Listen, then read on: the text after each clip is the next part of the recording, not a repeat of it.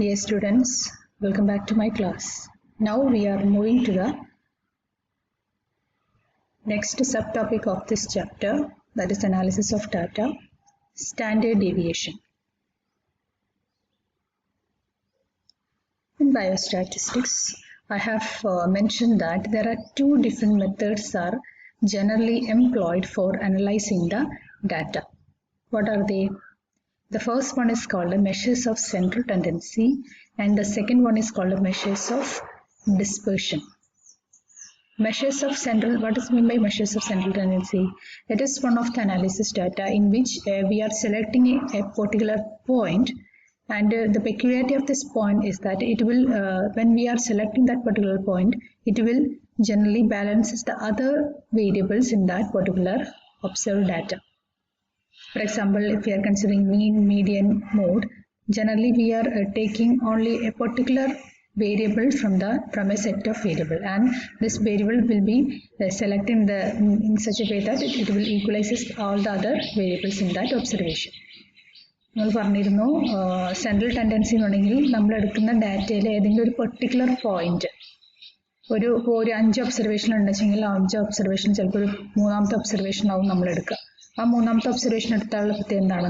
ആ ഒബ്സർവേഷൻ എന്ന് പറയുന്നത് ബാക്കിയുള്ള 4 ഒബ്സർവേഷനെയും ബാലൻസ് ചെയ്യുന്ന രീതിയിലുള്ള ഒരു വാലിഡ് ആയിട്ടുള്ള വേരിയബിൾ ആയിരിക്കും ആ പെർട്ടിക്കുലർ പോയിന്റ് അല്ലെങ്കിൽ തേർഡ് ഒബ്സർവേഷൻ എന്ന് പറയുന്നത്. അപ്പോൾ അതിനെയാണ് നമ്മൾ സെൻട്രൽ ടെൻഡൻസി എന്ന് പറയുന്നത്. അപ്പം ഇങ്ങനെ എടുക്കുന്ന സമയത്ത് ഈ സെൻട്രൽ ടെൻഡൻസികൾ നമ്മൾ അനാലിസിസ് ചെയ്തിട്ടുണ്ടെങ്കിലും there may be the chance of small variations in this individual observations. ചെറിയ ചേഞ്ചുകളൊക്കെ വരാനുള്ള ചാൻസ് ഉണ്ട് നമ്മൾ എടുക്കുന്ന ഒബ്സർവേഷനിൽ. ഇൻഡിവിജ്വൽ ഒബ്സർവേഷനിൽ ചെറിയ ചേഞ്ചുകളൊക്കെ അല്ലെങ്കിൽ വേരിയേഷൻസ് വരാനുള്ള ചാൻസ് ഉണ്ട്. So for getting a complete picture about this variation, we are using another method of analysis of the data, that is called the measures of dispersion. അപ്പം ഈ സെൻട്രൽ ടെൻഡൻസി വഴി നമ്മൾ ചെയ്തിട്ടുള്ള ഒബ്സർവേഷൻസിൽ എന്തെങ്കിലുമൊക്കെ ചെറിയ വേരിയേഷൻസ് ഉണ്ടെങ്കിൽ അത് കണ്ടുപിടിക്കാൻ വേണ്ടി യൂസ് ചെയ്യുന്ന വേറൊരു അനാലിസിസ് ടെക്നിക്കാണ് മെഷേഴ്സ് ഓഫ് ഡിസ്പെർഷൻ എന്ന് പറയുന്നത്. ആൻഡ് ഇതിൽ നമ്മൾ പല രീതിയിലാണ് മെഷർ ചെയ്യുന്നത്. അതിന് range, mean deviation, standard deviation, standard error എന്നൊക്കെ നമ്മൾ ഇത്തരത്തിൽ വേരിയേഷൻസ് കണ്ടുപിടിക്കുന്നതിനെ പറയാറുണ്ട്.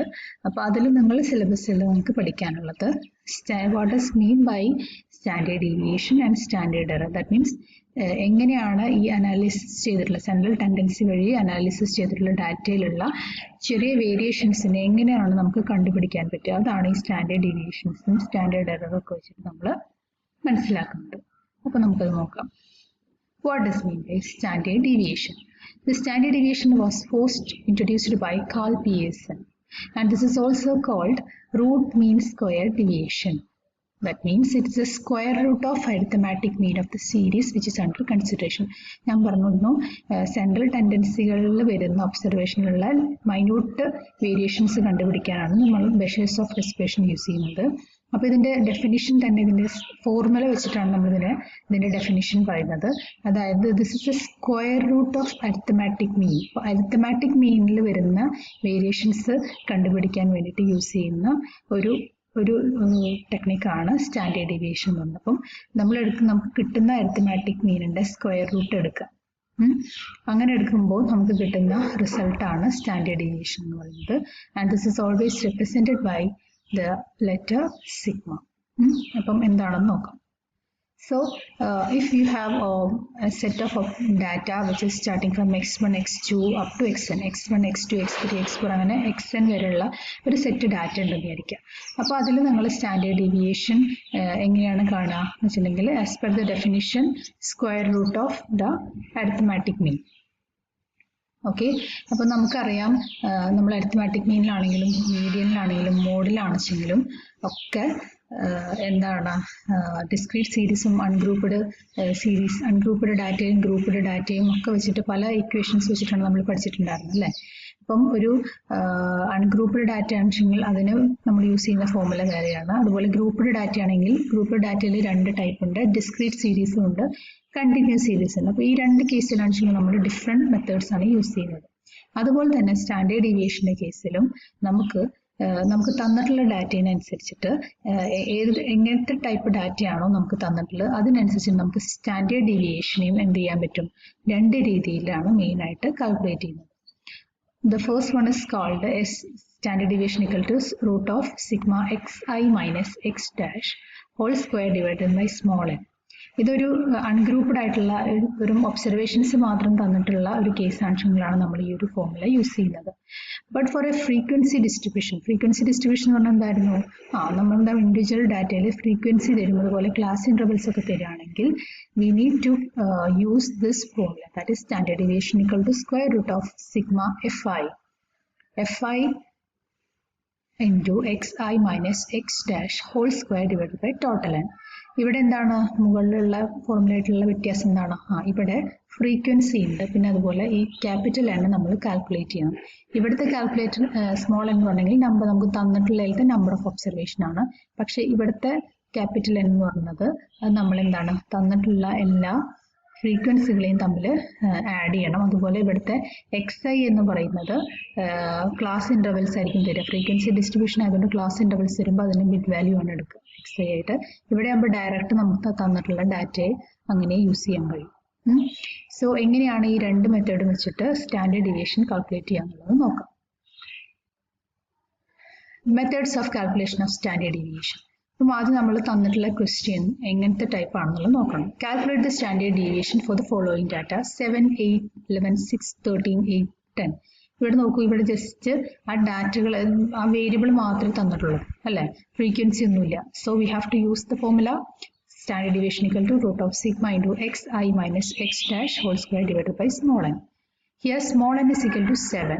That means number of observation 1, 2, 3, 4, 5, 6 and 7. Then mean എങ്ങനെ നമ്മൾ കാണാം, yes, adding all this observation divided by total number അല്ലേ, 7 plus 8 plus 11 plus 6 plus 13 plus 8 plus 10 divided by total number of observation എത്രയാണ് 7. So you will get mean 9. അപ്പം ഈ 9 ആണ് നമ്മളുടെ X dash എന്ന് പറയുന്നത്. ഈ കാണുന്ന എക്സ് ഡാഷ് ആണ് ഈ 9 എന്ന് പറയുന്നത്. ഇപ്പോൾ സ്റ്റാൻഡേർഡ് ഡീവിയേഷൻ കാണുന്ന സമയത്ത് നിങ്ങൾ ഇങ്ങനെ ഒരു ടാബുലേഷൻ വരയ്ക്കുക, എന്നിട്ട് അതിൽ ആദ്യം തന്നെ വാല്യൂസ് പ്ലോട്ട് ചെയ്യുക. ഈ വാല്യൂസ് നമ്മൾ കൊടുക്കുമ്പോൾ എപ്പോഴും അസെൻഡിങ് ഓർഡറിലാണ് കൊടുക്കേണ്ടത്. അതായത് ഇപ്പോൾ 7, 8, 11, 6 ആകുമ്പം 6, 7, 8, 10, 11 ആൻഡ് 13 ഇങ്ങനെയാണ് എന്ത് കൊടുക്കേണ്ടത്, നമ്മൾ വാല്യൂസ് ആദ്യം xi എന്ന് പറഞ്ഞിട്ട് കൊടുക്കേണ്ടത്. പിന്നെ as per the definition x dash നമ്മൾ കണ്ടുപിടിച്ചു, എക്സ് ഡാഷ് ഈക്വൽ ടു 9.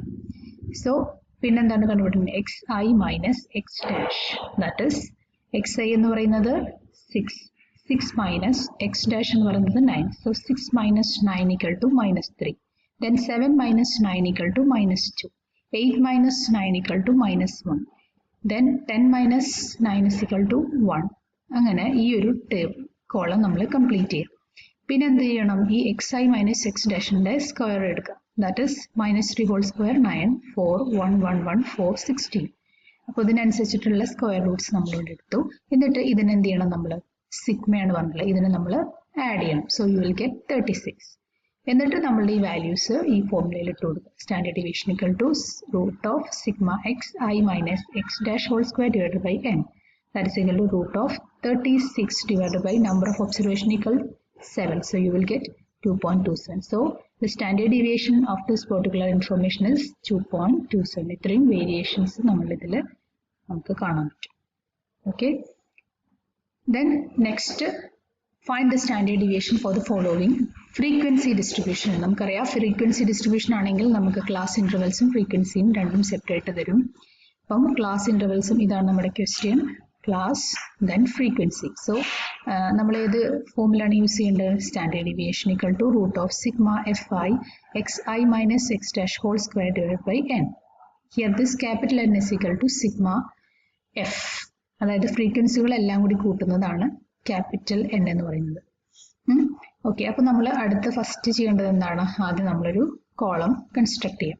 അപ്പം നമുക്ക് വേണ്ടിയിട്ടുള്ള ഇത്രയും ഡീറ്റെയിൽസ് നമുക്ക് ഈ കോളത്തിൽ നമുക്ക് എന്ത് ചെയ്യണം, റെപ്രസെൻറ്റ് ചെയ്യണം. അപ്പോൾ ആദ്യം നമ്മൾ ക്ലാസ് ഇൻ്റർവെൽസ് തരാണെന്നുവെച്ചെങ്കിൽ ഞാൻ പറഞ്ഞിരുന്നു എപ്പോഴും നമ്മൾ എടുക്കേണ്ടത് അതിൻ്റെ മിഡ് വാല്യൂസ് ആണ്. 0, 10, ദാറ്റ് ഇസ് 5, 15, 25, 35 ആൻഡ് 45.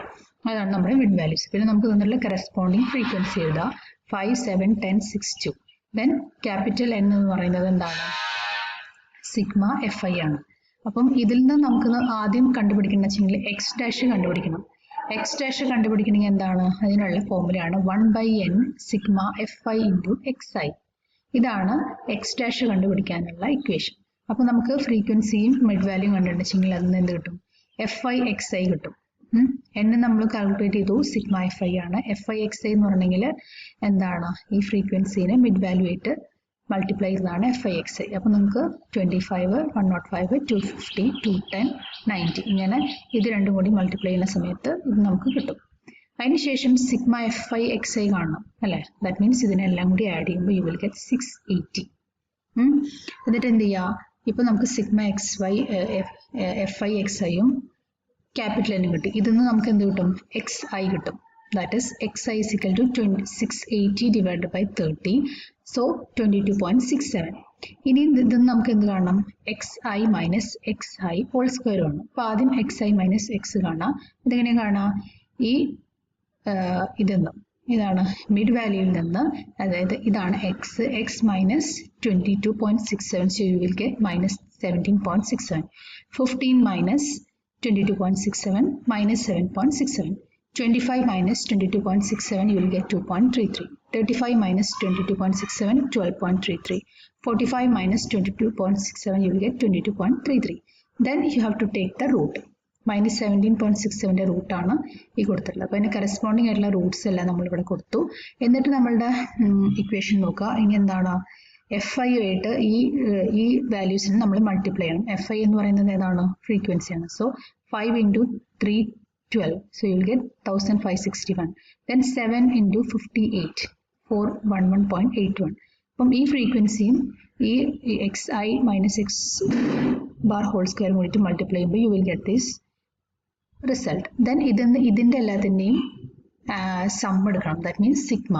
അതാണ് നമ്മുടെ മുകളിൽ ന്യൂമറേറ്ററിലുള്ള data എന്ന് പറയുന്നത്. That means sigma fi xi minus xi square. So you will get 3936.7. Okay. Then capital N നമ്മൾ already കണ്ടുപിടിച്ചിട്ടുണ്ട്. It is 30. അല്ലേ? So 3936.7 divided by 30, you will get root of 131.22. So the standard deviation here is 11.45. അപ്പം ഇങ്ങനെയാണ് frequency distribution തരുവാണെന്നുവെച്ചെങ്കിൽ standard deviation calculate ചെയ്യുന്നത്. Okay, ആദ്യം mid value എടുക്കുക, അതിൻ്റെ corresponding ഫ്രീക്വൻസിയുടെ സമ്മാണ് ക്യാപിറ്റൽ എൻ, പിന്നെ എഫ് ഐ എക്സ് ഐ. ഇത് രണ്ടും കാൽക്കുലേറ്റ് ചെയ്താലേ നമുക്ക് എക്സ് ഐ എക്സ് ഡാഷ് കിട്ടുള്ളൂ. ഇത് മൾട്ടിപ്ലൈ ചെയ്യുക, പിന്നെ ഇതിൽ നിന്ന് നമ്മൾ എക്സ് ഡാഷ് കിട്ടും. ഈ എക്സ് ഡാഷിനെ നമ്മളുടെ എക്സ് മൈനസ് ചെയ്യാം. So you will get this. ഇനി ഇതിൻ്റെ സ്ക്വയർ എടുക്കുക, ആ സ്ക്വയർ ഫ്രീക്വൻസി ആയിട്ട് മൾട്ടിപ്ലൈ ചെയ്യുമ്പോൾ ഈ വാല്യൂസ് കിട്ടും. അതിനെ സം ചെയ്യുക, ഇതിനെ സം ചെയ്തിട്ട് ടോട്ടൽ എന്നുമായിട്ട് ഫ്രീക്വൻസി ആയിട്ട് divide ചെയ്യുമ്പോൾ you will get this result. Okay. Then what about the merits and demerits of the standard deviation? Merit means it is the best measure of variation. It based upon every item of the distribution. എല്ലാ ഐറ്റത്തിനെയും നമ്മൾ എടുക്കുന്നുണ്ട് distribution calculate ചെയ്യാൻ വേണ്ടിയിട്ട്. It is the combined standard deviation of two or നമുക്ക് ഒന്നിൽ കൂടുതൽ standard ഡീവിയേഷൻസിനെയൊക്കെ combine ചെയ്തെടുക്കാൻ കഴിയും. Then demerits എന്ന് പറയുന്നത് this is very difficult to compute. So that's all about the standard deviation. If you have any doubt, please do in the comment section. Thank you.